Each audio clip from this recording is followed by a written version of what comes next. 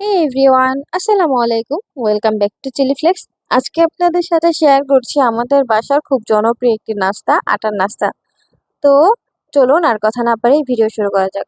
প্রথমেই টমেটো কুচি, পেঁয়াজ কুচি ও কাঁচামরিচ কুচি নিয়েছি এবং টমেটো ও পেঁয়াজটা আমি লবণ দিয়ে ভালো করে চটকে চটকে মেখে নিয়েছি। এরপর দিয়ে দিলাম আদা রসুন বাটা ও আটা। আটাটা ভালো করে মেখে নিব আগে, তারপর এটাতে অল্প অল্প করে পানি দিয়ে একটা শক্ত ব্যাটার তৈরি করে নিব। দিয়ে দিয়েছি একটু মশলা এখানে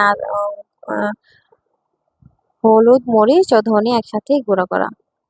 এই তো কড়াইয়ে তেল দিয়ে দিলাম সামান্য এবং চুলার আঁচটা একদম লো থাকবে। এই মুহূর্তে আমরা দিয়ে দিলাম আমাদের সেই ব্যাটারটা মেখে রাখা। এবার ঢেকে দিব এবং এক পিঠ হয়ে গেলে আবার অন্য সাইড দিয়ে দিব।